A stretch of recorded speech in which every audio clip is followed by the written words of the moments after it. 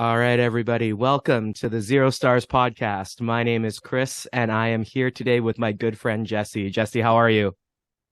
I'm good. You're good? Well, we're both kind of trying to stay calm right now because I think we're both probably, or at least for me, I'll speak for myself.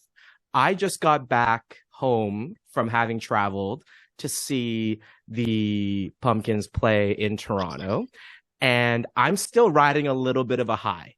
You're a few more days removed from your show than I am, Jesse. So how do you feel right now? I'm still reeling a little bit Yeah. emotionally, but that's like par for the course, so nothing too out of the usual with that. And that's totally fair. So, to maybe set the stage a little bit for our listeners, Jesse and I have been friends for a very, very long time. We've known each other for well over a decade now. We've been to two shows together in our history. And leading up to this current The World is a Vampire North America tour, Jesse and I have had a lot of conversations about what this tour was going to be, a lot of expectations, a lot of uncertainty as to how this tour was going to play out. So maybe Jesse, give me your Cole's Notes version of how you felt leading up to the show that you went to last week. Well, it's always a rapid cycle through like the fear and grief cycle with me. There were a lot of mixed emotions, Okay. which is odd because it's like this is like my favorite band of all time and I'm going to see a show. So why does this happen? But it does every single time for some reason. Mm-hmm. And I don't know, I was a little bit disappointed at the lack of autumn representation. And I think that's an important part for us to touch on kind of right off the bat. So Jesse and I'm going to say we lived through the autumn release cycle together in real time. Like every episode of the podcast that came out, first thing in that morning, we were texting each other and giving each other our reactions. And I think by the time the record came out and before the tour was announced, we were both, I'm going to say, excited at the thought of hearing a good portion of that record perform live. And when the tour was announced as The World is a Vampire, I think both of us had this kind of like, are you kidding me kind of reaction in that you just put out this 33 song triple album that you were promoting week after week with a podcast. You put out three music videos, I think, at this point. And you're not going to call it the Autumn, a rock opera tour or whatever it is. It just seemed illogical to me, at least. Yeah, I mean, there was a lot of excitement about what a potential like stage show would entail with Autumn. I mean, like Right. it seemed like it was almost tailor made for like an epic stage production, but Right. so then it was kind of like, why is this then the World is a Vampire tour? I know why. We know why, but Yes. why? Yes. Like, And we're gonna dive into that specific part of, oh, you and I both know why, having just been to those shows. But I think we were both disappointed, and I think we were both not wanting a little bit of a rehash of the set list we've had over the past number of tours where it's been kind of the melancholy singles plus so we were wanting something a little bit different. And by the time the set list had come out, we both, of course, spoiled it for ourselves.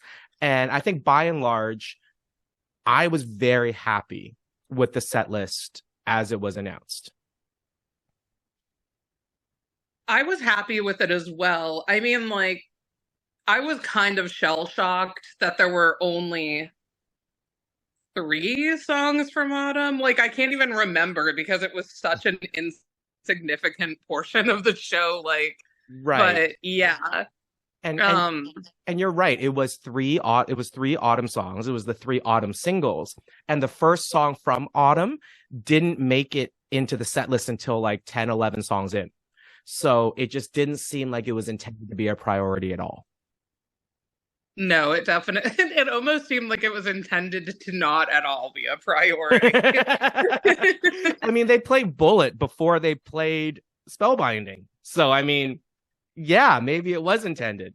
Um, but I think by and large, going through this cycle that you speak of about potentially being disappointed and having expectations and not sure and wanting autumn and then not getting the world as a vampire and then getting the set list, which had actually some interesting deep cuts on it. I think I know for me, I was nervous going to the show for non-Smashing Pumpkins related reasons. I have some stuff going on in my personal life that made it a little bit challenging for me. But by the time I was ready to go on show day, I was incredibly excited. Yeah, same. And I mean, even prior to that, I started getting incredibly excited. I think just the two deep cuts Yes, um were enough for us to get on board with it sure. I, like I immediately. I completely agree because one of those two deep cuts, so the two deep cuts that we're specifically speaking about that we both love. The first is Doomsday Clock. We both love Zeitgeist, and Doomsday Clock is a fantastic song from that record. It'll be the first time that James has played on that song live, so that was very exciting. And then the second deep cut we're speaking about is This Time, which is not only my favorite Smashing Pumpkin song, it's one of my favorite songs of all time. So I was excited for both of those songs. Same. Yeah, Um, well, we'll get more into why when we like sort of run down the show for me, I think. But sure.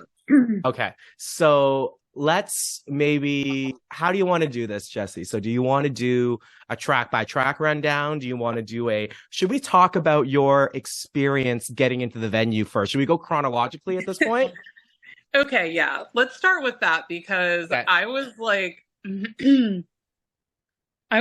kind of sickeningly fixated on like being in the front row, which is like a little bit shameful, but it is what it is.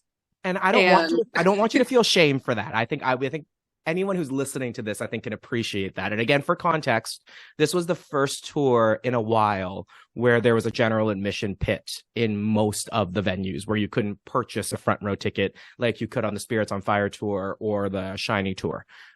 So Jesse, of course, purchased general admission pit tickets for her and her husband. And there were a lot of conversations about what if I don't get my prime spot right against the rail in front of Billy.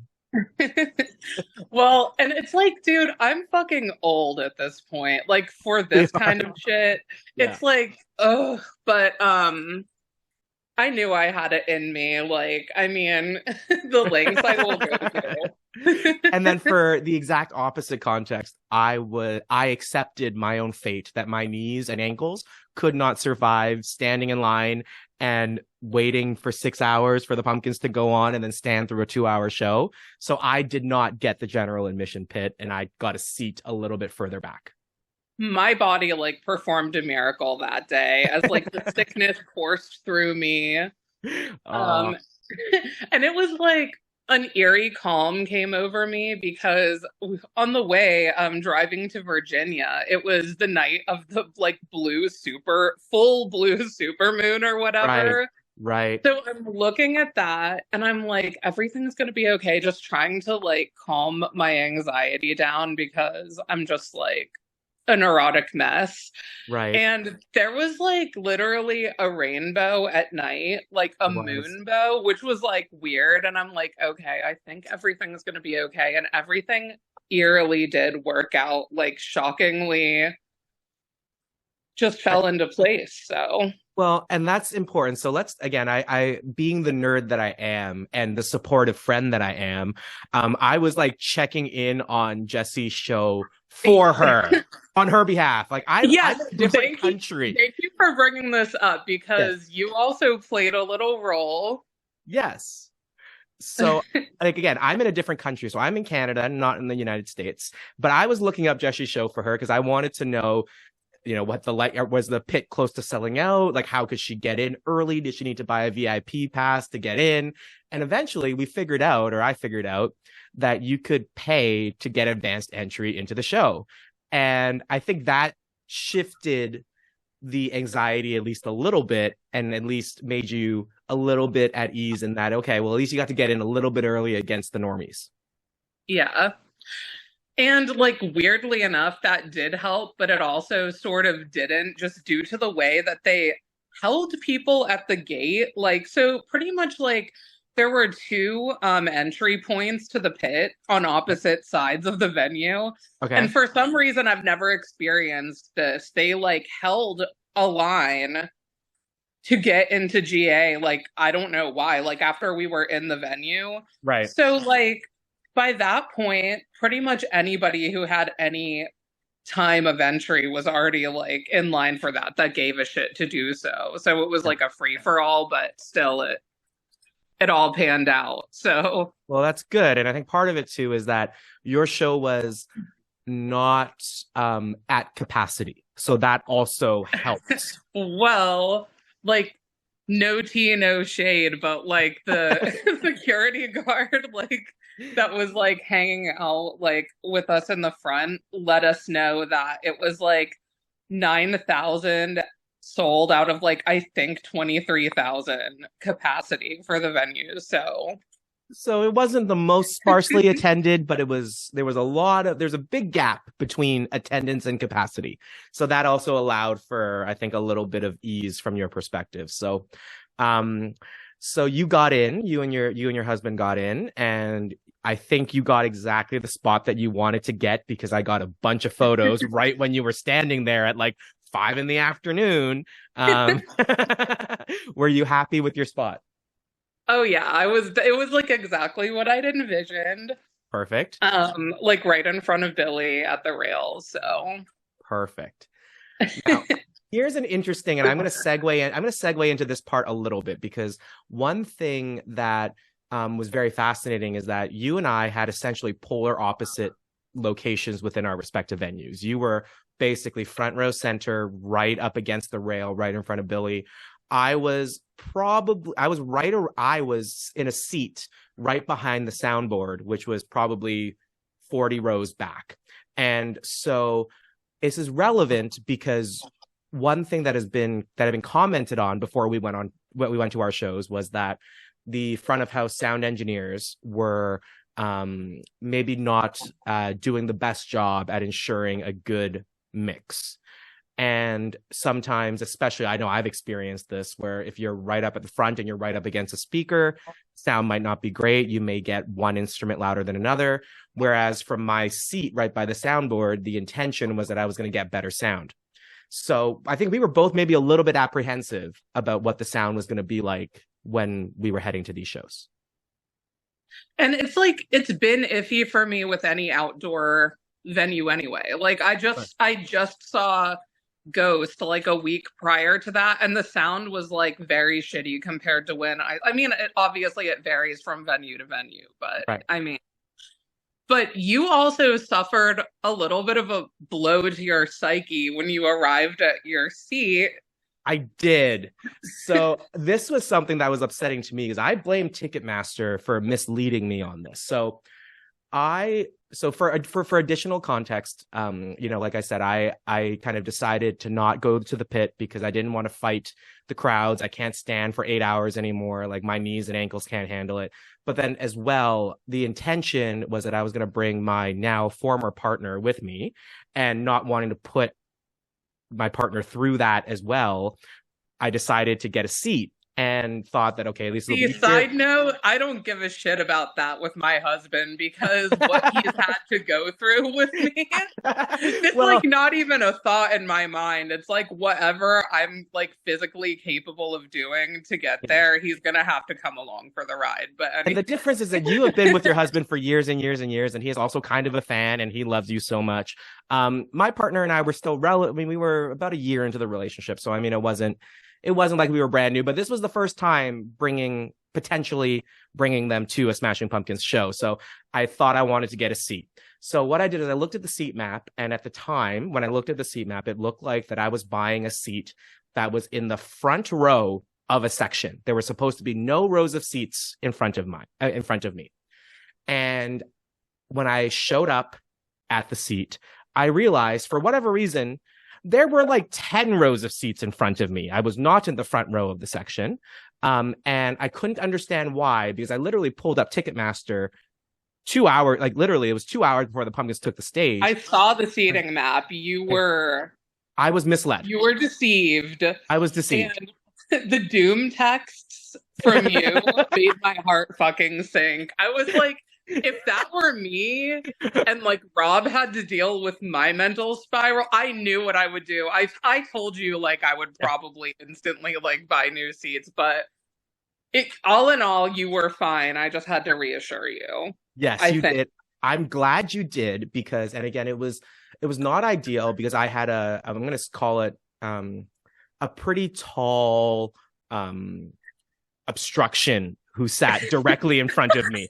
So I think I sent you a photo of blonde obstruction. A tall blonde obstruction that was standing in front of me. And thankfully, I was able to kind of move around and get good enough sight lines, and it was okay. And I will say the sound for me ended up being fantastic. So in the grand scheme of things, sure, on the Spirits tour, I was, within inches of being able to touch Billy or James, and it was fantastic from the front row. This was about getting the best sound. And considering that one song in particular is my favorite song of all time, being able to hear it in full in that space was very emotional for me, and we'll get to that later. But yeah, and so you don't suffer from like the compulsive desire to breathe in Billy's aura either. So, but I will say, so that while that may be true, I do have the compulsive desire to breathe in the James Iha aura. True. So you take it or leave it, I guess, in this situation, which I decided to leave it. But okay, so those were kind of so that's the initial kind of part about it. I ended up again, like I said, my partner and I are no longer together, so I ended up reconnecting with a very old school Smashing Pumpkins fan, actually, who I hadn't spoken to in years. She and I had known each other back from the early or late 2000s, early 2010s. She was there when we first met as she well. Was. So the first time we met was at Ravinia, and this fan was also present at Ravinia. So I've kind of lost touch with her over the years, and she's kind of retreated from the fandom a little bit, but we're still on social media. So I just kind of texted her and said, hey, do you want to come to this show? And she's been kind of very casually following the band now. She hasn't seen him in many years, has not seen the band since James rejoined, but was happy to kind of take the 2-hour train ride from her suburb into Toronto to come with me to the show, which was fantastic. And she and I had a great time, and I'm very glad she came. But we were both just kind of, again, because we had a seat, we didn't really care about needing to actually sit through the opening acts. So we didn't have to, unlike you, we didn't need to stand through Rival Sons and Interpol. But we sat through a portion of Interpol set. And I think at one point we just looked at each other like, when is this slog going to end? Their set seemed endless to me. It seemed fucking endless. I just dissociated. Mm-hmm. I mean, like and like the guy from Rival Sons, it's like he had a good voice. It was fine. Yeah. That kind of music, both bands play the sort of music that all fucking runs together for me. I'm like watching the guys like sweat stains progress on his fucking maroon suit, just praying for it to end. Like, I mean, at that point, I had already been there for hours and hours standing in line with fans and just trying to like disconnect mentally and get through everything. So it was a slog. I think I used the same exact word to describe it. Yeah, for sure. And I think that's the best way to describe it. But okay, so then now let's fast forward to essentially 9:10 p.m. local time on the evening of both of our shows, when the lights dim and the Autumn instrumental opening track gets piped through the PA, and it's about to begin. So what is your exact emotion during that moment when the lights dim and the autumn instrumental comes on? I'm like feeling a little bit of like a stress hormone dump just thinking about it and like mentally reliving it and hearing like the opening strains of Autumn like in my mind. Yes. It was just the moment that I had like both of us, but I had been anticipating for so long. Like I always get that same rush like during the preamble of the band coming out. Just I agree. I totally who agree. doesn't? I mean, like, duh, It's that's the yeah, kind it's of a the no best shit moment thing to say, but for sure. And but it's also at the very least, and I just think it's super funny because like during the last few tours, they were doing different kind of entry music, right? Like they had the George Frederick Handel yeah, instrument. which Yeah, I come on, loved. I was like all about that because were I'm you? like into classical music, so it was kind of Right, a crossover event, but right. in But like Billy's synth. yes, but then the best part now is that this tour, every show opens with the gong, and I just think that's so funny to me. But so then you have the entry music, the band takes the stage, and then a song that I love and I think a fantastic opener to the set Mhm. was The Everlasting Gaze. Now, I love that song. I love that riff. I think I've told you the story before of me being in high school, getting dropped off early because my parents had to work, and then hiding under the staircase with my Discman and listening to Machina from start to finish as a high schooler. And that was the album for me. And so to hear the na na na na na na was awesome. I mean, like instantly, it sets the tone. It does set the tone. So, And then the You Know I'm Not Dead, I think is great. And I've always said that when they reunited in 2007 and they did that first show as the Smashing Pumpkins again, I would have loved if he opened that show with The Everlasting Gaze. It ended up being United States, which I don't know, whatever. But I thought which that would have that okay, that's a whole different story that's a there, whole but different story. But I loved the Everlasting Gaze. Now, how did the Everlasting Gaze sound for you? actually, like it seemed like Billy had some technical difficulties Okay. with his vocals, like Okay. not like sound wise for like a few seconds. And Yeah. then, I mean, it was fine. I was in the front, so it's never like that great Right. um from that point, but I mean, So it's he sounded amazing. I always think he sounds amazing. Like every single sure. time I see them, I'm like, Billy sounds better than ever. And I don't know if it's me simping or if it's reality. I do think, seriously, for his age and how long he's been in the game and the kind of shit that he's done vocally in the past, like he does sound amazing. Right. I agree. I think he does sound great. And I Like, think look at Axl Rose and some other sort right. of contemporaries and like the tragic shit that's happened No, with their voices. you're for sure correct. And I'll go as far as to say, and I know we're jumping around a little bit, but once the show is over, I'm pretty sure one of the things that I texted you was that I think Billy's voice sounds the best that I've heard live in many, many, many years. And I firmly believe that to be the case. So, but I will say I was actually disappointed when the opening chords of the Everlasting Gaze came on because the guitars did sound incredibly muddy from where I was sitting. And what I wasn't sure about was that the intentional guitar tone that they wanted to dial in, because again, that song is such a low, heavy, kind of tuned down song, or was it something wrong with the mix? I wasn't sure. But the opening chords were awful. And I was nervous and sad and concerned. And unfortunately, they didn't get better until about the third song or so. But by the time we got to the third song, everything sounded great. For me, I was just so in the moment. Sure. And honestly, I mean, you go there to listen to the music, but I'm also like in a whole other experience, should we say? So it's like, I didn't really personally notice anything like that. So I can't Fair enough. comment on it, but Fair enough. But the I know everlasting, that you're much more like technically minded like that than I am anyway. So if you noticed it, I definitely like think something may have been up, but yeah. But also, again, knowing all of those factors, the fact that those songs are tuned down basically two and a half, three steps, or I think these were two and a half steps. And, in that space, and, the sound changes when you put people in there, the open air, if there was wind, all these kind of factors matter. So I wasn't mad. I was just like a little concerned that, oh, this might not be great, but it ended up getting better. And then what I will say is that by the time we got into track 2, nothing mattered, because track 2 was Doomsday Clock, and holy shit, did that rock. I seriously have not felt like a thrill like that at a live show in a really long time. Like Yeah, just an organic like rush. I agree. I I totally seriously agree. like jumped. I'm fucking old, Chris. I Yeah, jumped up and I couldn't like control it. It just happened. Like right.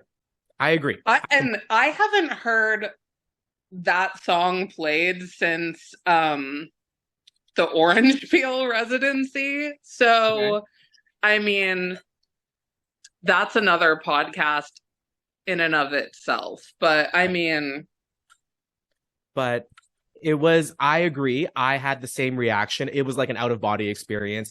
I was jumping, I was dancing, and screaming and singing, and it was very visceral. And I loved being able to hear that. That was very important to me, to be able to hear one of my favorite songs from one of my favorite Smashing Pumpkins records, and to hear James play on it was like really cool. yeah. Yeah. And then, all right, leading into track 3, which unfortunately was the track that the guitars started sounding a little bit better. And it was probably, from my perspective, it was the low point of the whole set list. It was the never set list disappearing Talking Heads cover, Once in a Lifetime. I thought like it went so fucking hard, and like I spent so much time shitting on the fact that they will not let that go. Yes. But then when it happened, I was like, "Oh my God." Like it was kind of hot, like to be honest. I Billy went understand. off, I thought. He went off on mine at my show as well. I agree. It went really hard, and his little talk rant sing thing that goes on in that song.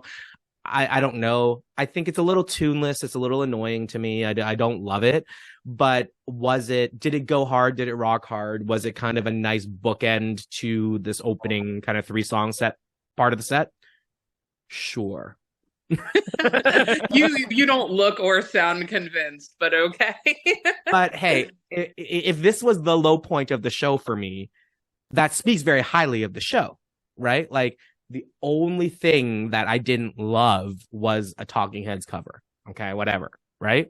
So, so after that, we lead into, I'm going to call it a string of singles. So we had Today, Perfect, and Disarm.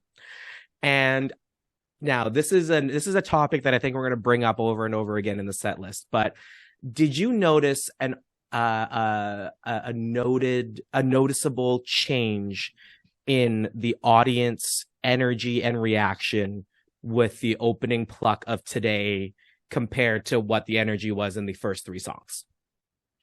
Not really, because first of all, like I was in the front, so I couldn't see a ton of what was going on behind me. Sure. However, I could sense like everybody got way more excited than I thought for Doomsday Clock, and that kind of just carried on throughout.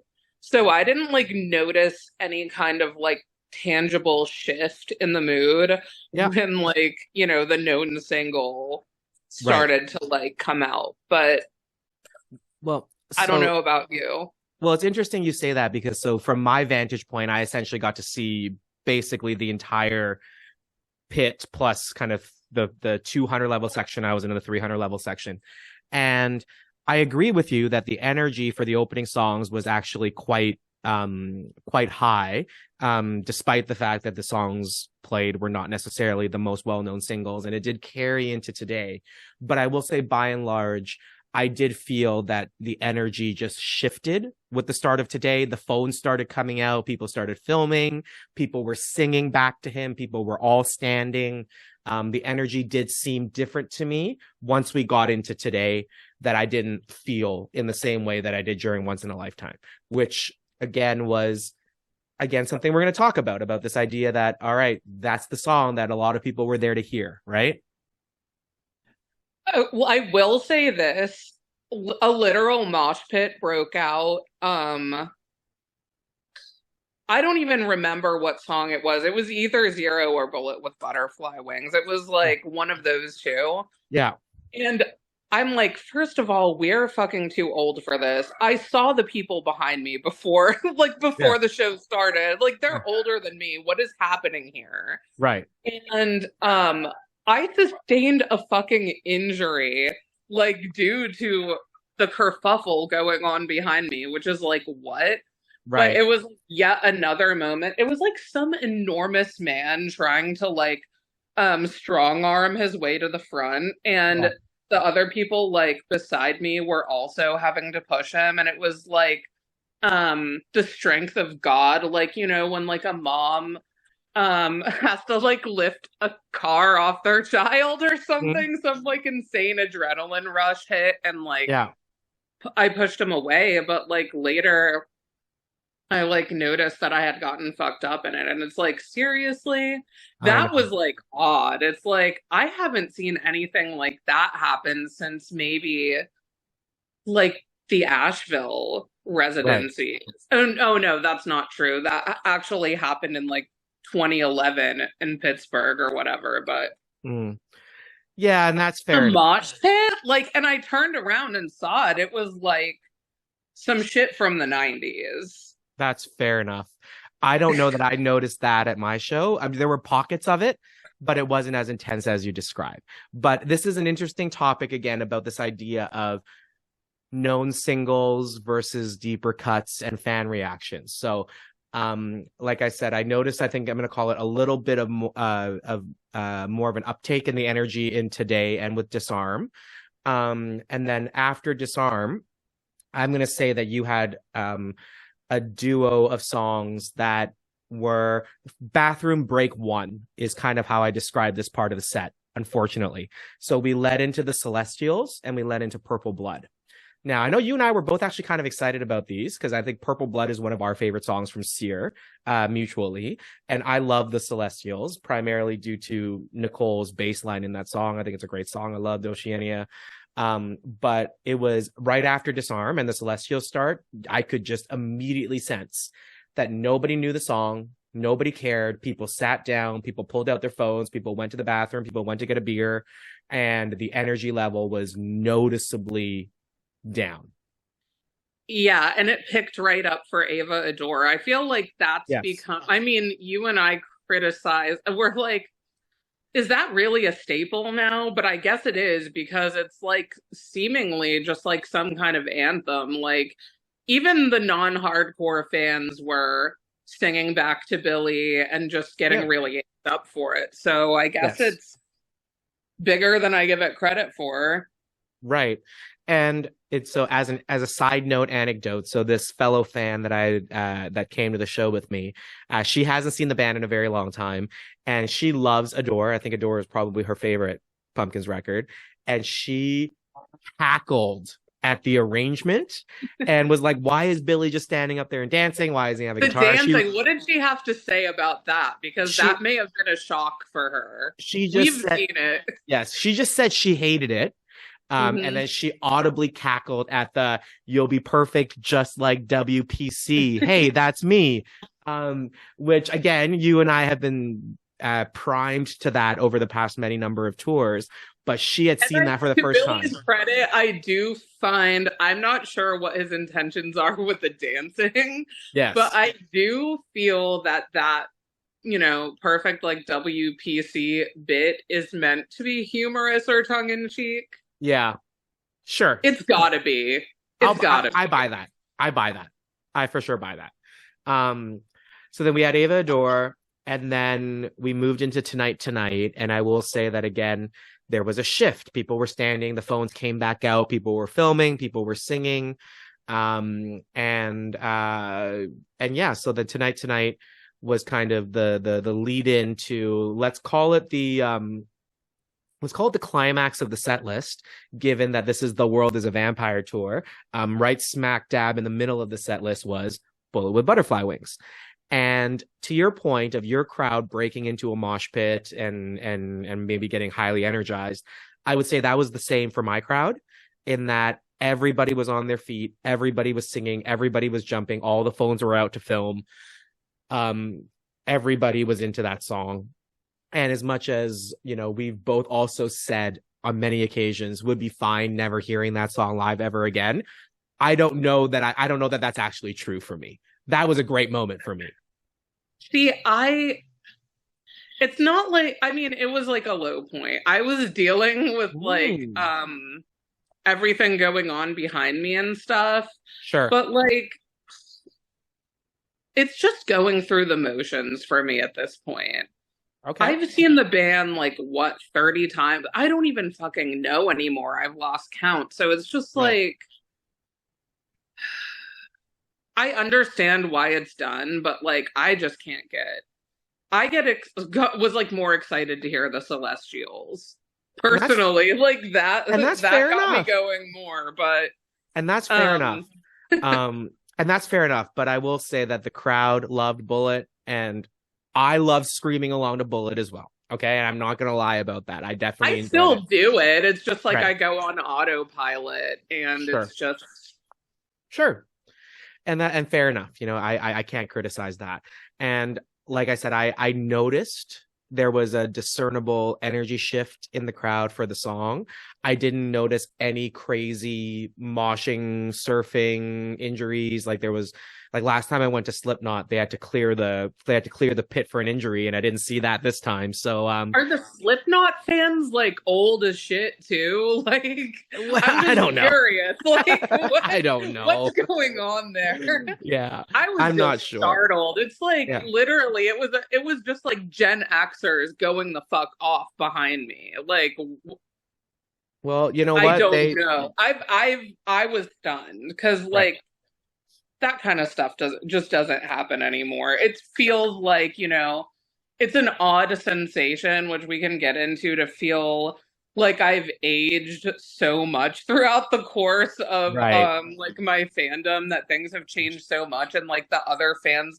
Well, I mean, there's a lot of Gen Z apparently, but ignoring, but the best part about what you just said too is that ignoring the Gen Z, you and I are among the younger group of the original fandom, right? Like we're both in our mid-30s. We're not close. We're closer to the Gen Z's ages than closer to Billy's age, right? But even for you and I, it's like, nah, we're way over this shit. We're way too old. I can't. I don't want to hate myself in the morning. To bank on that fact too. That like, well, hey, like most of these people are old. Like I'm spry in comparison to some of the fan base. But no, I was like fighting for my fucking life for some reason. Oh shit. Well, I am sorry to hear that, but at the very least, it came during Bullet. Then at least it didn't come during a song we would have liked more. You know what? It was almost invigorating. I can hold my own. I was totally fine. Yeah. And in a way, it was just like, okay, if that's going to happen, I'm fucking startled by it. Yeah. It took me by surprise, but almost a pleasant surprise in a way. It's like, okay, I guess we still have it. There you go. And I'm proud of you. So thank you. Yeah, like I said, I've joked about this before, because you and I have talked about this, about if you had to like fight somebody in a mosh pit to maintain your spot, or if they were trying nobody is going to fucking get in between in that spot ever. Like I swear, like grown men have been taken by surprise trying. And I'm not even joking. And I've always joked that just get Rob to call me and I'll Western Union the bail money to him. But like that's literally been a running joke in our entire friendship. Like I'm not, like, I mean, really, we've been talking about that for tour after tour. But I'm shocked it's not happened yet, but hey, it saved me money, so it's good. But okay, so maybe moving on. This next song was the highlight of the show for me. So this time, and I have always said that that's one of my favorite songs of all time by any band. I love James's guitar lead. I think it's a beautifully composed song. It's a song about loss, and as much as it's written in the context of the breakup of the band, the first go around, there's so many poignant lines in that song about loss. And for me, being in that moment of going through a separation, supposed to have the fact that I was supposed to be at that show with my former partner, and then to just kind of be standing there, even though I had a friend with me, to kind of stand there alone in this crowd of 16,000 people, hearing that song, hearing those lyrics, hearing James's guitar lead. It was a concert highlight for me. It was a life highlight for me. And it just like triggered so much emotion in me. same. I mean, also, like the first show I ever saw was during the Machina, the Sacred and Profane tour. Okay. So to kind of see, and James was wearing a white suit then as well, so it was like Nice. Yeah. almost a full circle Full circle moment. moment. Yeah. And also just the lyrics for me, like it kind of I related it to like my own fan experience. So to hear Billy singing lines like I have to sing my songs while I still can, and Yeah. someday we'll wave hello and wish we never waved goodbye. I was like, Right. yeah. And I get that. I really do get that, because again, we've talked about it too, right? Like the initial breakup of the band was very hard on both of us, and this reunion cycle since 2007 has been full of ups and downs as well, right? So, but through it all, he has just kind of sung his songs while he still can, right? That's very emotional. That's heavy. And that since the initial reunion, I don't know exactly what it was. I mean, I was like in eighth grade when the band like initially broke up, and I think I told you like, wow, I'm old now. Like, am I gonna have to go through that same level of like adolescent turmoil someday? Like, Right. you know, all things come to an end, and that's kind of been, like it's crazy to see just Billy aging, the fans aging, us aging. Like I can't believe it's been 10 years since Ravinia for us. Like it just seems like Right. the blink of an eye, and Mm-hmm. things go by so quickly. And you just never know. Yep. So So that yeah, I song don't. was kind of perfect and very poignant for both of us, for similar but different contexts. But hearing that song live was a life moment for me. So um all right, so then we're at the 13th track now of the set list, and it's the first Autumn song that we get, and it's Spellbinding. And I could take or leave Spellbinding. I like it. It's probably one of my top songs on Autumn. Like if I were to kind of divide into kind of tranches of songs off of Autumn, I think it's probably a good single choice. But nobody in the crowd knew it. Nobody. It was just like a nothing moment almost for me too. Yeah. Like, and we had this discussion right after the fact. We were very disappointed that it wasn't just like a balls to the wall crazy Autumn Right. tour with, like robots and zip drives or whatever the fuck. Just beat boops all day long.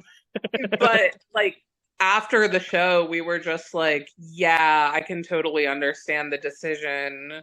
It Right. wouldn't make any sense. I mean, nobody knew what was going on with that. I'm like, Right.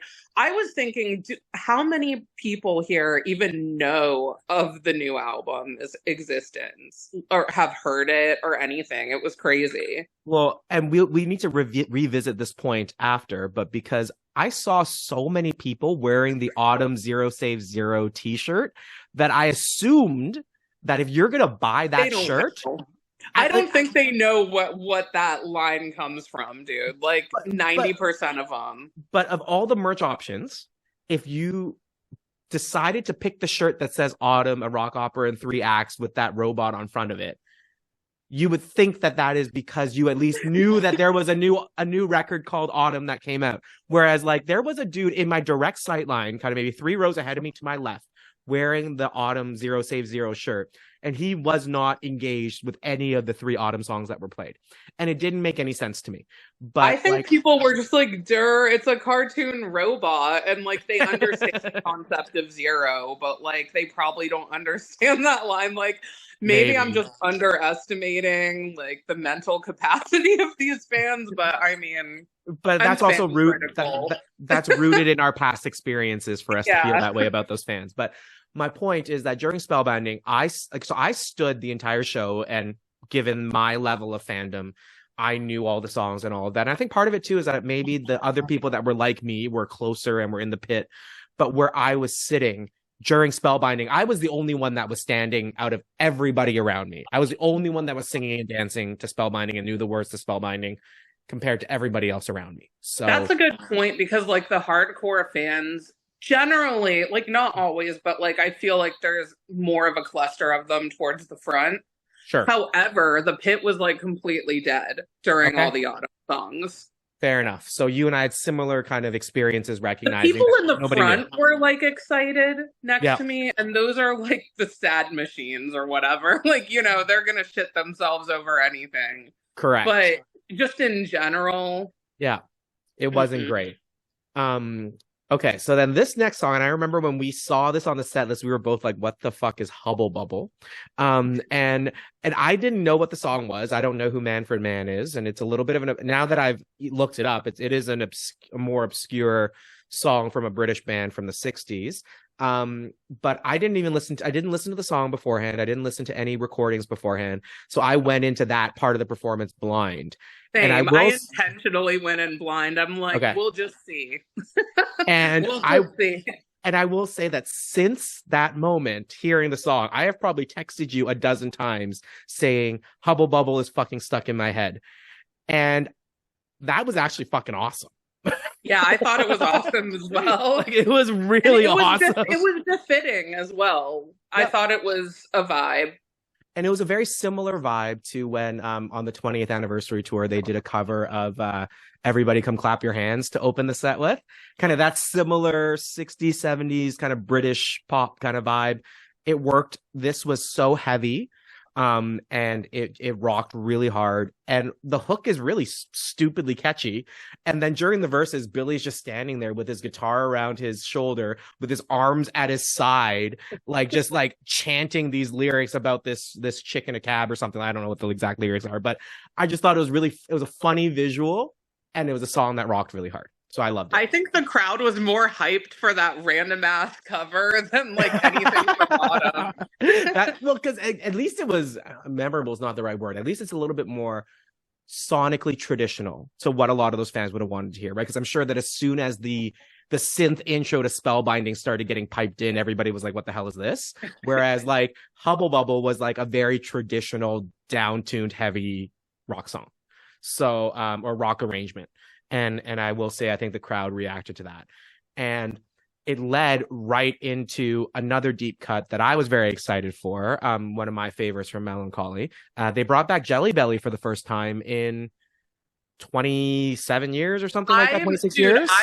I was dead wrong. The mosh pit broke out towards Jelly Belly, and it like all flooded back to me. Because I was like, oh my God, I started recording it.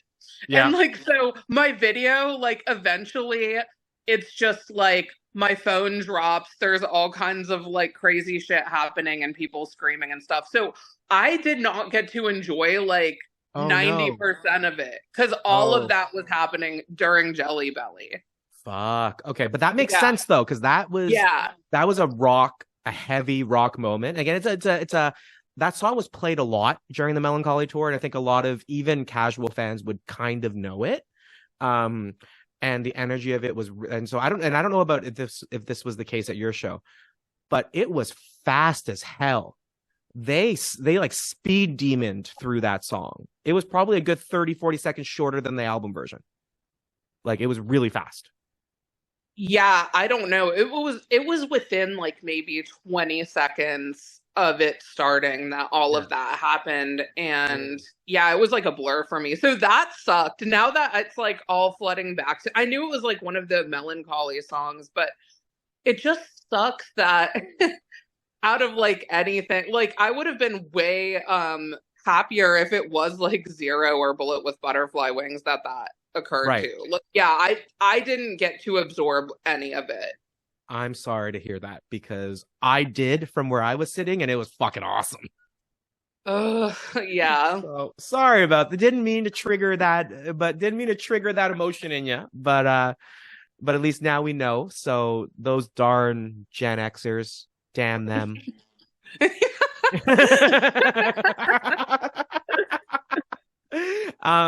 So then this next part of the set is actually, so we're heading to the I'm gonna call it the last quarter of the set where we get empires and Which nobody gave a shit about. nobody gave a I shit about. also thought it was like a low energy performance of Empires. For It, me, like at my show, yeah. like that was just the vibe that I got off of it. It was almost like phoning it in a little bit. It's interesting you say that because I think it's one thing for them because they were opening essentially they were opening the Spirits tour with either Empires or Quiet back in the day, which was I guess a year ago. And it was a very interesting song to open a set with. And at this point in the set list, I will agree it wasn't the most high energy. I know that when I critiqued the song when it first came out to you, I think I basically said it's just Billy wailing empires over and over and over again. And I don't know that that's really my opinion of it hasn't necessarily changed that much. I think that um, it's not one of my favorites from Autumn, but it was a good performance. Mine wasn't as low energy as maybe you described, but it did feel different at this point in the set list as opposed to having it been an opener. I mean, it wasn't shit, but Yeah. that song, it could have. I thought, like, okay, you're only going to play a couple songs from Autumn. Like, Hmm. I just felt it could have gone a little harder. And it's Sure. not to say that there was a lack of that type of energy within the show as a Right. whole. But, It's true. we're rooting for Autumn. We had our own like crazy journey with it, and Mhm. it was a little bit disappointing to kind of see it get buried, which is not necessarily the band's fault, but you know. Right. For sure. Um, okay, so then next up after that was Hummer. How did your crowd react to Hummer? They were like into that as well. Yeah, Hummer was a big one for my crowd as well. And I don't know, it's not my favorite Siamese song. If I had a choice of a Siamese song to put in there, I don't know that Hummer would have been my first choice. But I didn't I don't disapprove of it or anything like that. It's just not my absolute favorite. The performance was good. So that went well. Um, and then we head into the third and final Autumn song of the set, which was Beguiled. Did you get wrestlers at your show? No. So Mercifully, we did not. I I was know. like, I wasn't sure if the wrestlers I were going to think come they out had on. just wrapped up some like event or whatever Okay. somewhere in another state. So I don't know if they're gonna like continue on with the rest of the tour Yeah, I'm not sure with the either, but wrestlers. I was concerned because the wrestlers were present for all the Australian World is a Vampire shows. But while we did not get the wrestlers, we did get Mr. Choo Choo Yeah, and the children came out. Philomena. The children came out and they were dancing. They had their gigantic noise protective headsets on, and they were dancing and jumping. And my the friend who I brought to the show, she was so excited. She looked at me at one point. I got to see Mr. Choo Choo, which was actually it was a highlight, and it was actually very sweet. It was actually really beautiful to witness. I think so as well. I think some fans are kind of giving Billy shit for like putting his kids out there, but I'm like, dude, what is the harm in it? Like those kids are gonna have like amazing memories from that. The Right. fans are obviously like very respectful and nice to the kids. Like, Yes. what is the problem? It's for like 2 minutes out of the entire show. And Right. it's also for me, like to the point, of the conversation we had before about just like our general evolution and aging as a fan to see now Billy you know, like as a father and in like a completely different phase and such. Yeah. It's nice to see, I I think. I agree. I agree. And what I will say is that, and I don't remember exactly, I'd have to go back and look at listen to a recording, but there was something about, there was an intro into Beguiled. I think Jimmy was playing a drum beat that, even though I knew what the set list was going into the show and I knew Beguiled was coming, but whatever drum beat that that Jimmy was playing, for some reason didn't match up to what I expected the tempo and the rhythm of Beguiled to be. And then when Billy started playing the riff, it sounded off to me. And I don't know if that was just me, but I'm gonna need to go back and listen to some recordings to see if I made that up or if that was just my own head. But it sounded off to start, but then it got fine by the end. So maybe I don't know why I even brought it up.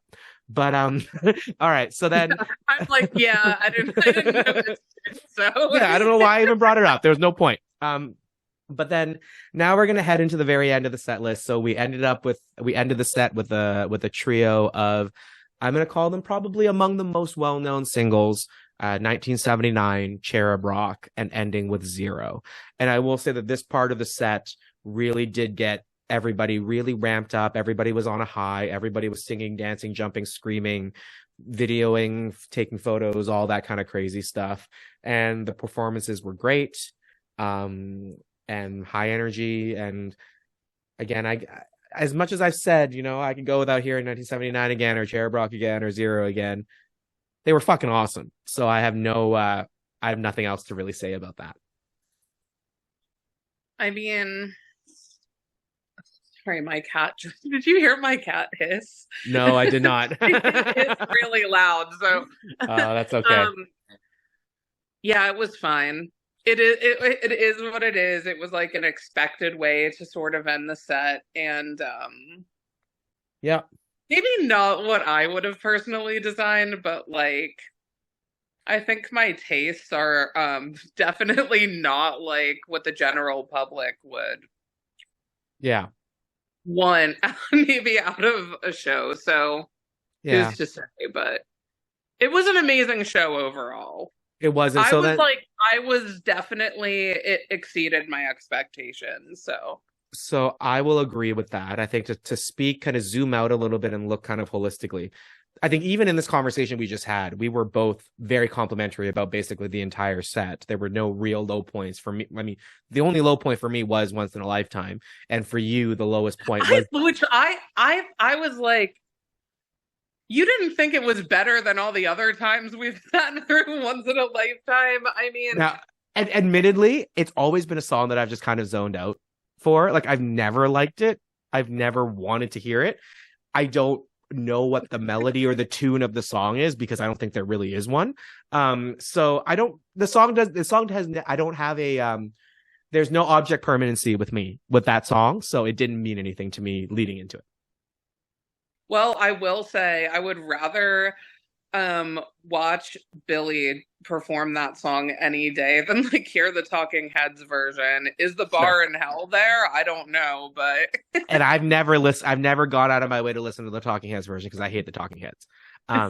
Just as a generic comment, I really do not like the Talking Heads. So but no, I think I was so once I got back to the hotel room, I kind of sent you my live reactions. I think you were probably asleep already because I didn't get back to my room until pretty late. But I think I told you that it was my favorite Smashing Pumpkins show that I've been to.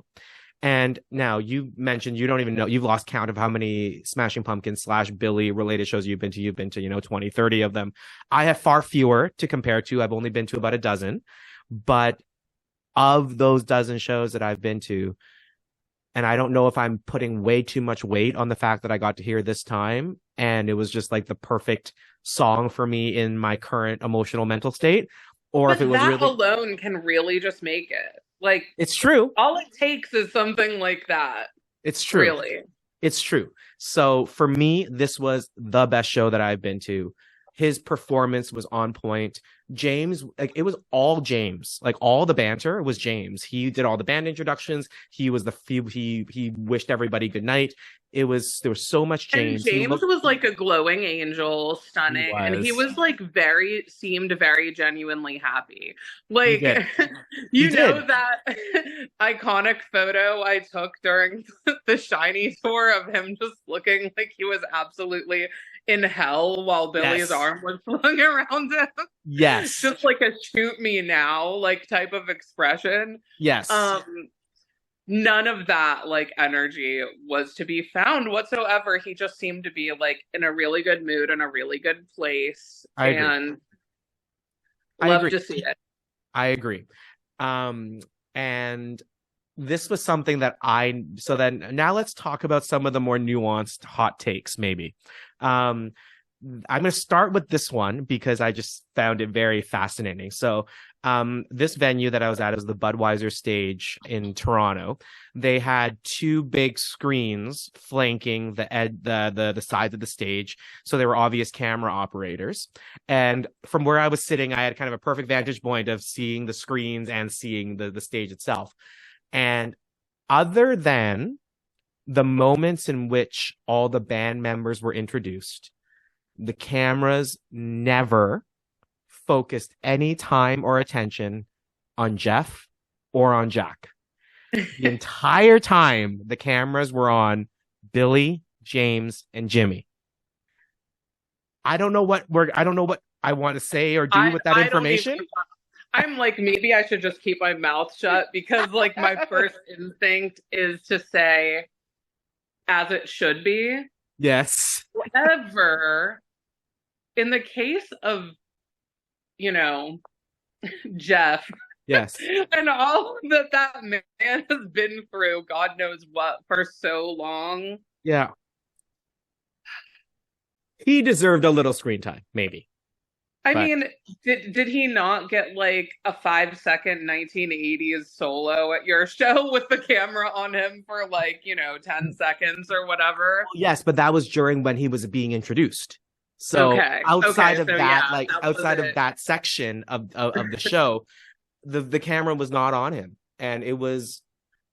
And I before all you freaking fans write it and be like, oh, you're lying, it totally happened. There may have been a moment, if anyone else is at the Toronto show, there may have been a moment that I missed, but it was not, it was noticeable to me that 99% of the time it was focused on Billy and James. So I just wanted to throw that out there.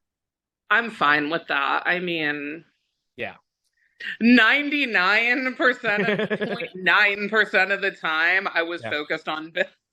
So it's fair enough. Nothing else existed. I think I like glanced at Jimmy a couple times, and I think only Jeff during the introduction. Like it was just like they're a non-factor, but I mean, I'm sick, so fair enough. So then let's talk about some of the other musicians. So let's talk about Jack for a moment. So Jack has now been playing bass with the band for years now. Like we're talking 5-6 years now, because the Shiny tour was 2018. So 5-6 years now he's been with the band. I find him to be a very competent bass player that doesn't really garner much attention and doesn't just to fade into the background, get the job done. Correct. Kind of thing. And I think that's probably why he's been in the band for as long as he has, because he's just kind of there. But the one part of the night that was very noticeable for me was actually when they played the Celestials. Now, I am a Nicole fan, and I think that her bass line in that song makes the song, especially when it's the bass line in that second verse and all you hear is that bass line. I'm going to say, and I'm not a bass player, but I'm going to say that it did not appear to me that Jack even tried to play Nicole's bass line in the way that it was originally written. Now, I don't know that that's necessarily a good or a bad thing. I think maybe not trying to be Nicole might not have been such a horrible idea, but Maybe it just that was the spirit behind it, just maybe. not step on. He doesn't seem like the kind of guy who steps on toes, and I think that's Sure. why he's hung in there, maybe. So, Yeah, like I just felt whatever he did play was like a, and again, this is not a commentary on his bass playing abilities, but it sounded like somebody who was learning how to play bass, learning that bass line. Because it was kind of like every other note. There was some of the nuance that was missing, some of the dynamic that was missing.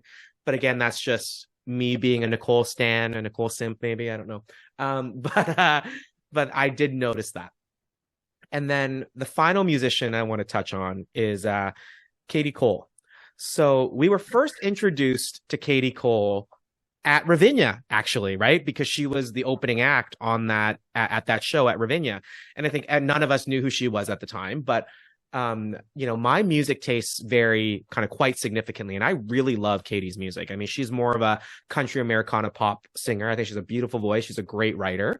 And I love kind of her Katie Cole music. But she has played a very prominent role in the band essentially since Ravinia, either as a supporting act or as a full-blown member of the band, where, I mean, during the In Plain Song tours, she was singing Malibu. Her vocals are kind of all over Sear and all over Autumn, and she's been present on a lot of these tours. I know that you have a very specific opinion about Katie Cole. okay, that comes off wrong because, like, that just makes me seem No, like I, I don't mean it like that way. I'm not a No, hater. that's not what I meant. I'm just saying But you have I a very fucking specific hate her opinion. in the band though. Like I'm just gonna straight up say it. Like Okay. you sent me like a Reddit thread that was all about I love Katie, like she's so amazing and awesome. And like it was just like full of accolades and like one person was kind of like, I don't know, like that she really fits in. And like it was crickets for them. But I felt a little gaslit. I'm like, does everyone really think that?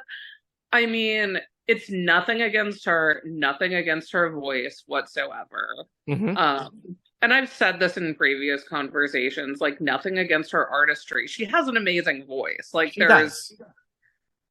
like that's not really up for debate or what the discussion centered around. It's more just like, does her voice like juxtaposed against Billy's make any sense to me?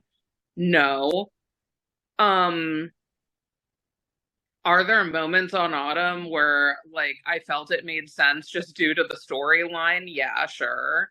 Yeah. But is it really what I would have envisioned, like sonically, if they were going to, have that kind of a female role within the band? Not really, no. Okay. And I think that that's a fair assessment, right? Because I agree with you. I think in the sense that it is not up for debate that she has incredible skills, incredible talent. She's a naturally very gifted musician. She basically gets a vocal solo during Purple Blood. And her background vocals are kind of all over the set, and she played guitar on a couple songs as well, I believe. Perfect, I think she played guitar. She had an acoustic guitar. But I don't know that in the like when I think about the role of the female vocalist within the context of the band, right? You look at Darcy, you look at Melissa, you look at Ginger, you look at Nicole. There's something to be said about having a female vocalist to juxtapose against Billy's voice. And I've told you I always loved Darcy in all of like she did not sing she didn't get the spotlight vocally in that many songs over the years. Yeah. But when she did, it just really and like obviously it's like Darcy's not comparing Darcy to Katie Cole is like that's you don't do that. But that's the point. It's sort of like her sort of grungy, deeper, imperfect. Yeah. Like I don't want to say on the same plane as Billy's voice, but they just really like meshed well together. Like when they did the duet with Dreaming for The Airplane Flies High, like I always loved that. I agree. And just this like technically perfect, like kind of way too pretty voice that like Katie has is not it's not what I would have cast in that role. If this band suddenly somehow needs like the role of a full-time female singer, I would not have cast her in that role. And that's fair. And again, I totally understand where you're coming from. I'm not and again, I'm not even again, your point of you not being a hater. I don't think you're being a hater in this. I think you're being very much just respectful of her skill and her talent. But is it just because someone has the right skill or talent doesn't necessarily mean the fit is there, right? Like if a technically trained pianist who can play Mozart is not going to fit in the context of the Smashing Pumpkins, right? Like there's a those are two different things, right? Is there an artistic compatibility and there's a technical proficiency, and those two things, and I don't think either of us are debating the technical proficiency. We're just gonna let me just bring up the Autumn storyline real quick, because if we are going to go with that, she's fucking June, okay? She's the fan obsessed with Billy. Why does she just like vocally blow the dude she's obsessed with out of the water? Like, why? How does it even make any fucking sense? Like, seriously? Like, just on a technical level? That's a good point. That's so funny. It's not like it's impossible, but come on. Like, no, that's a very valid point. Maybe I'm overthinking things and trying to over justify my opinion, but that's where I'm coming from. No, that's fair enough. Okay, so I mean that covers the music and the set of the evening. Do you have any final thoughts about the concert portion of your experience at Jiffy Lube Live? Shut up. It's the dumbest name for a venue ever, by the way. I drove by a Jiffy Lube the other day and had flashbacks. Like, now I'll always associate the like whatever it is like with that, but not really. No. I think we've covered it. I was on a real high from it. And I still am. Like I was telling you, I'm like downloading all the recordings and I'm reliving it. And the morning after the show, I was listening to the live video of this time that I took, and I just started bawling. Like it was a very emotional experience for me. And I was gonna say, like, I was actually shocked that I didn't like cry during the show, because for whatever reason, I have literally every show since the Billy solo show at the Masonic Lodge. I don't know why, because I was never like a crier or anything like that. And it just started happening. Mm-hmm. I think just the thoughts of mortality started sinking in for whatever reason at that point, and have plagued me since. But I did not cry at this show. And then I got home and I was actually like listening to This Time because it was stuck in my head since the show, and I just broke down in tears. Like, so it happened to both of us. It happened to both of us. And again, mourning the loss of this relationship that I had. It was probably the most serious relationship that I had I've ever had, really. So to have a song so poignantly speak to that. I mean, when he sings, "We'll cry these tears, we'll cry as all." Like, that was just like, wow. Did you get some measure of catharsis from that experience? I did. I was telling my psychologist before I went on that trip that I haven't cried yet about the breakup, and I was waiting for the moment to come. And the breakup happened almost exactly 2 months ago to this today. So it was just shy of 2 months when that happened. And then I finally let it all out, and I felt so much better afterwards. So it was great. And it was just such a good show. But okay, so we have some addendums that I want to talk about as well. So one thing that you and I have been speaking about, and these are tangentially related, it is about, I'm going to call it the overall marketing, branding, and fandom demographic kind of conversation. So we've spoken before that you and I are kind of the younger group of the, let's call it the OG fans, or the original era fans. And the band is very much with the help of their new social media manager, SP admin, as we'll refer to her as. Um, she has made a tremendous amount of effort to try to push the band into modern relevance. And what Through I will Barbie memes, and I don't even want to start on it, but yeah, Barbie memes you and know my opinion.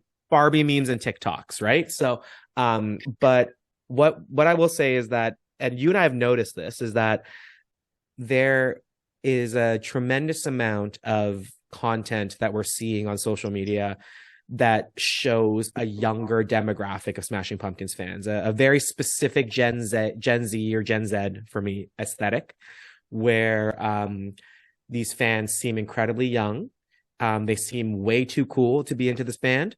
And from a visual perspective, it just doesn't come across as a connection to either of us. And we had both hypothesized, especially because during the Spirits on Fire tour, at both of the shows that we went to on that tour, we looked around and we were like, where are all these Gen Z fans?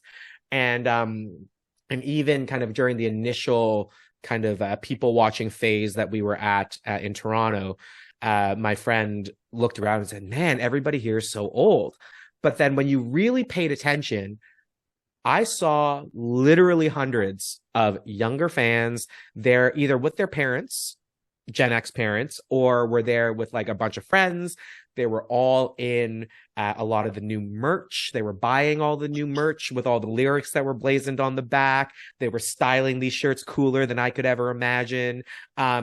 There were some that cut them into like, belly shirts or tops and all that kind of, there was a lot of that kind of around me. And I know you and I both thought, okay, is this one giant conspiracy theory? Like, are these like hired actors or paid whatever people like paid influencers? Like, correct. Here, have a free lyric tee. Right. Just pose for this publicity photo, but and considering that, I don't know if you recall this, but I recall this vividly during the Oceania tour when they were going to film the show in New York. Somebody, I don't know who, I don't know if it was the band's management or the production company or whatever it was, they put out an ad on Craigslist looking for hot models to be present for that show so they could be filmed for the show. So but I don't think that's very unusual. And I will also say, I do think Billy puts like values the fact that there are younger fans. And like, I understand that. No, for sure. That makes perfect sense. So it's just funny because I haven't really seen any of that. It's like, I usually feel young when I go to a Smashing Pumpkins show. So it's like, I don't know where this is coming from, but it's not that I don't like, I actually have a friend when we went to like the Aragon Ballroom show in like 2018, she was in her very early 20s, like very. Okay.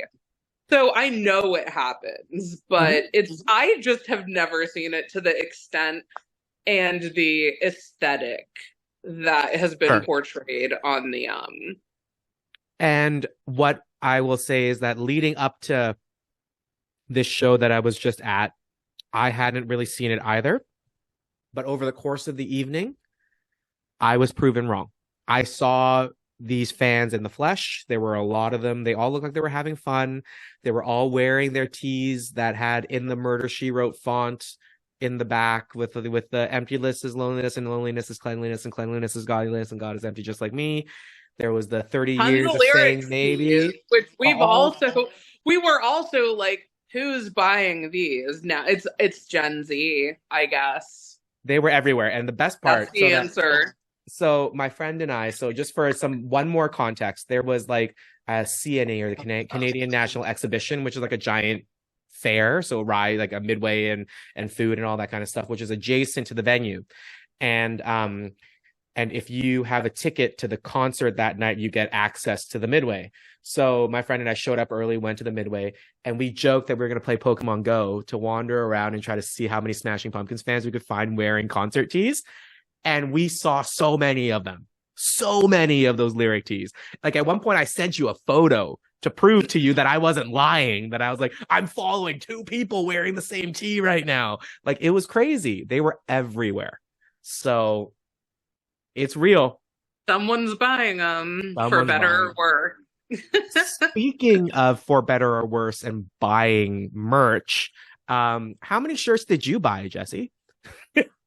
Well, I walked away and I somehow just spent over $130 in a fugue state, but it was only two items, and I Okay. fucking choked and bought the hoodie. Okay. Like after we'd, trashed it extensively, it was cuter in person. I'll give it that. It was like a baby blue moment, Yeah. and I always buy the hoodie. Actually, like I didn't buy it for the last tour, but I Yeah. almost always buy the hoodie when I go Okay. to a show. So And the irony is that I usually buy hoodies because it's literally like in the middle of summer right now where I'm living, and I'm in a hoodie in my house right now because that's just what I like to wear. But I did not love the design of this hoodie. I didn't love the color. You did mention that it leaned feminine, and that wasn't even the issue for me. It was just I didn't love the design. Though I did second guess myself the entire night, texting you, should I just go get it? Should I just go get it? Should I just go get it? So I never I ended just up. knew you wouldn't wear it. Like, as Yes. much as we love hoodies, I just Yeah. don't see you. And like, wear whatever you want. It's not like, oh, it's too effeminate or whatever. It's Oh, for just sure. No. that for you, I knew you weren't. That's not your aesthetic. Right. So It really wasn't. So I didn't buy that. But yes, you and I were both, I'm going to say, hypercritical about the overall appeal and aesthetic of the kind of merch that has kind of dropped over the past few cycles. And I didn't have great things to say about the merch leading up to it. I know that you did like the shirt with kind of the alien Billy, ripping off the that was the Superman one chest. thing I was gunning for. And like, Right. I think that ever since the, like religious effigy, like religious regalia Billy T from the Shiny tour. Like, Yeah. that's like my all-time favorite, like merch ever. And I Okay. think they should just do a batshit crazy crayon drawing of Billy in every cycle from now on. Sure. I know you like that going into it. And I think you sent me, so the night of your show, you sent me a photo of your husband wearing wearing that shirt. And I actually then, so I being in Toronto at the time and I was visiting other friends and I had other friends with me. I showed a bunch of people this shirt and I was like, this is the shirt. And everybody was like, what the hell? And someone actually said, it's so bad. It's actually kind of funny. So you kind of have to That's get what it. I think too. And Yeah. I'm kind of like, am I gonna wear this out? And then I'm like, yeah, I am, because I'm like a masochist. So it's like, um, You have people can think what they want. Like, I don't know what the fuck any normal person is gonna think when they see that just right. on a random day around my town. Right. But I told you the other day I was at the mall with Rob, and some random lady like made a fucking remark out loud about my Smashing Pumpkins t-shirt. So so then, the thing is that like it's this idea of, so I'm a business professional by day, so I'm in a suit and tie all day, but outside of suit and tie at work and like oversized hoodies and sweatpants when I'm in bed, I'm a band tee guy when I'm running out and about, right? Running errands, going out, whatever it is. And like from Nine Inch Nails to Garbage to Smashing Pumpkins to Slipknot to, all these bands that I love that cross multiple genres. I have all these shirts. And I don't care generally if people comment on it. And I think part of it too is that it also, if I run into someone who knows me in like my professional life and they see me in a Slipknot shirt out, in public, it's quite funny. But I don't know that I don't know that I'm going to wear this shirt because I don't know how I feel about was it. stunned that you got the Billy shirt. So in addition to the Billy shirt, like, sorry. That is not your MO. Like, I don't know. You must have choked as well. You must have just walked up and like, especially since you you were fresh off of being like, that is fucking hideous. When I sent you the picture of him wearing it. It's true. But I think, well. And it's so funny because I actually, So then in addition to this, so this is, how people say that, you are in a bad way when you start lying to people around you. Like I like the fact that it took me like 4 days to come. Oh my God. So The in that shocking moment, confession. You I just knew. tried to slip it in. Oh, I got the zero shirt too, casually, but I was like, So clocked that immediately. So to your point, I thought I was gonna get out clean from that show. I brought a poster tube to buy the Toronto poster, and I will say the poster design is fantastic. I love the design. Even when I showed my buddy who I was visiting in Toronto the design, I actually originally asked him if he wanted to come to the show with me, and he said not a chance, even for a free ticket. So I showed him the poster afterwards, and he was like, "Oh, that's actually really cool." And I was like, yeah, they were limited to 210. And he said, okay, that's really cool. So I thought I was just going to get away with just the poster, because I also got the poster from the Spirits on Fire tour that I was at last time too. All of the posters, literally all of them, since they started doing them, Yeah, have been good. they have been Like good. they've not all been my personal favorite, but there's not one I can recall where I was just like, oh, this sucks. Like I think it's an amazing addition. I agree.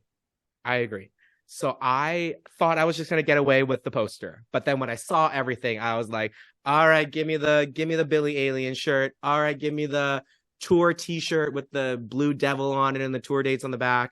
Yeah, I already have like 3 zero shirts, but give me another zero shirt."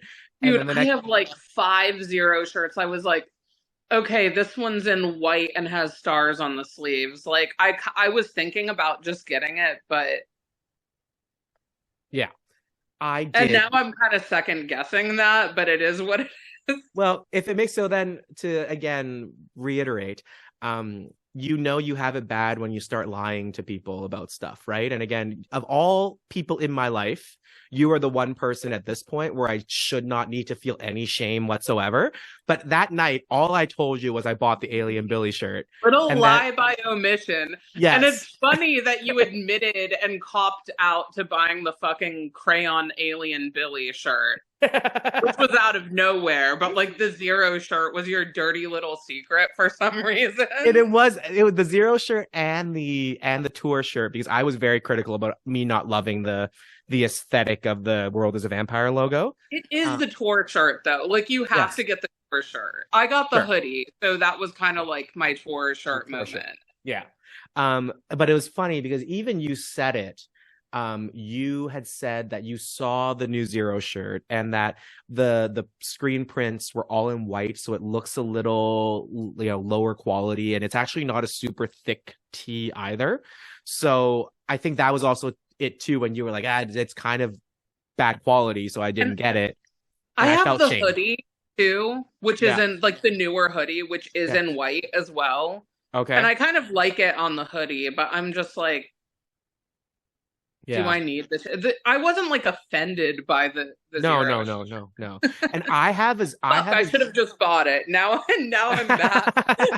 Well, I have a long sleeve Zero shirt from, it would have been the Zeitgeist era when they started reissuing that shirt, and it's like much thicker. It's still held up for 15 years. It's still great. I worry about this one. Throw it in the wash a couple times. It's probably going to shrink and peel and fade, but I got it anyway. And I'm excited to. I haven't gone to get a frame for the poster yet, but I'm excited to put the frame up. And it was a great tour cycle for me. I think is this is Chris's final thought. It's a great tour cycle. I only wish I could have gone to multiple shows, but due to just like the seemingly wonky and all over the place, like geography of it, wasn't able to kind of fit that in with my schedule. So, and I agree. I think that the tour routing was a little bit challenging this time around, and I think part of it was the tour was announced very late in terms of summer, as far as summer tours go, and I wonder if there were just a lot of arenas and locations that were already booked up. And then I also wonder if it had to do with the proximity to the Spirits on Fire tour. Because the Spirits on Fire, I was at the Spirits on Fire tour in November of 2022, and I saw this tour in September of 2023. So within 8-9 months, they're kind of back in the same markets again. So I wonder if that was part of the reason. I agree with you. I think when I originally planned the trip, like I mentioned, I was going to go with my partner and we were going to have a vacation in Toronto. So that's why I got the seats where I did, and I didn't even plan to go to Ottawa. So geographically, Ottawa was the only other Canadian date on the tour. It was the exact following day during Labor Day weekend. Ottawa is about an hour flight from Toronto, or about a 5-ish hour train ride or bus ride or car ride. So had I planned it from the original get-go, I actually probably would have gotten a closer ticket to Toronto, and then also routed to Ottawa and then flew home directly from Ottawa. But that is probably my only regret, is that I didn't get to go on go to another show. As we speak, they're playing in Cincinnati, which I would have definitely gone to that show for sure. But due to work, we have work early in the morning, and it's like 5 hours away. Okay. So it just is impossible, unfortunately. But how far away were you from Jiffy Lube Live? That was like 3.5 hours. Okay. I mean, that's doable. But we still went the night before because I had to like plan out my slot and plan to get my spot. But the Cincinnati show actually has seats, and I'm like pissed because second row seats came up for like, I think I want to say 270 a piece, like second row center for like 270 a piece. Like last minute, I checked, I think last night, and I was just like trying to convince my husband to like let you go, just decimate our lives. But but hey, you know what? We still have the Rock album that's coming. We're gonna have future tours, and you and I have not seen each other in the flesh since the Shiny tour, so we still need to figure out a way for us to get together again. It's going to have to happen. And, we were talking about, at this point, at this stage in the game, it's time to see. And I've had this attitude from the fucking jump, but now more than ever, it is time to see as many shows and just have as much fun with this band as possible. I agree. For however long it lasts, God willing. And yes. And also for me, this could fucking change in a heartbeat. Because knowing me, but I was just like, maybe you should like let go of being so hypercritical and just enjoy whatever he puts out for whatever it is, which I feel I do, which is like an extent, but we have a little bit of fun nitpicking things from. Of course. I mean, if you really wanted to live the way you just spoke, then you would have purchased Candide. Oh, come on. I was on the verge. I was contemplating it. You were on the verge, actually. Sitting rotting on the fucking shelf right now. Like, signed AGM. And so I think to that point that you're saying, I think that's very poignant. Perhaps we can wrap up today's episode with this fun fact that I'm going to leave everybody with. Remember when I said there was not a chance in hell I was going to go on this tour? Yeah. And here I am eating every single one of my words and saying the only regret I have is not going to more shows. So, and do you remember what I said to you immediately following that proclamation? Remind me. Something along the lines of bullshit. You're absolutely going to be there. Of course. 100%. And I've done that in the past as well, which is insane, like knowing me. Where I was just like, Chris, I just don't think I'm going to go. And then like I text you from the front. Exactly. We both have the same strange like cycle prior to these events. So, and I don't know why. I can't fully explain it, but I can't either. Favorite band, dude. Like why? I don't know. But like not why is it our favorite, but why are we consistently having this type of reaction to what should just be a straightforward, like, hey, let's have fun and go to a show? I don't know, Correct. but it is what it is. Well, I will say, and I know your experience was different, but for me, just having a seat, not having to fight the line, not having to fight the crowds, being there with another fan, so I didn't have to like worry about whether my partner was, or now my ex-partner was going to have fun or enjoying it or wanting to leave or what they were thinking. To like, I actually got to enjoy the show in probably the clearest headspace that I've probably ever had, because I also kind of had to accept the fact that given where I was standing, I was never going to capture the perfect picture. I was never going to capture the perfect video footage.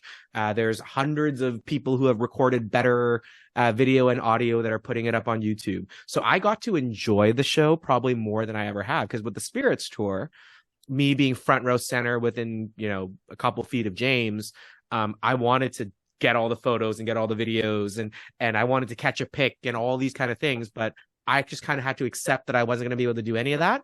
And I just got to enjoy the show for what it was. And it was probably that actually also probably had a lot to do with why the experience was so positive for me. Yeah, I totally get that actually. Like just kind of a pressures off thing. Yeah. And also I think it's so sweet how considerate you were being about, your ex's potential feelings and experiences when I just issued death threats to my husband. Like, if you don't fucking run to the front, like I don't give a shit. Like, he's I'm just like, my theory is find you a partner who knows the truth up front about how sick we are. Sure. And is able to roll with it, because that's the only way. Well, and he knew what he was getting into from the jump. I was about to say he's actually said the vow in sickness and in health, and this is just your sickness. My partner at the time had not said the vow yet, and there were 1,000 other reasons why we didn't work. So it didn't end up mattering in the end. But yeah, you're right. I need to go and find me another partner who actually would understand the sickness. And the funniest part, maybe this is what I'm going to end the show with. I set all the dating apps to like a 1 kilometer radius when I was inside the venue, and I was swiping all night and I got 0 matches. So you know what? No fellow Smashing Pumpkins fan wants to date me, and that's okay, I guess. And 0 matches. I think you dodged a bullet. No pun intended. And I think that's a wrap. So thank you so much to all of you for listening. I hope you enjoyed our The World is a Vampire North America Tour 2023 episode recap. This is Chris and Jesse, and we are signing off.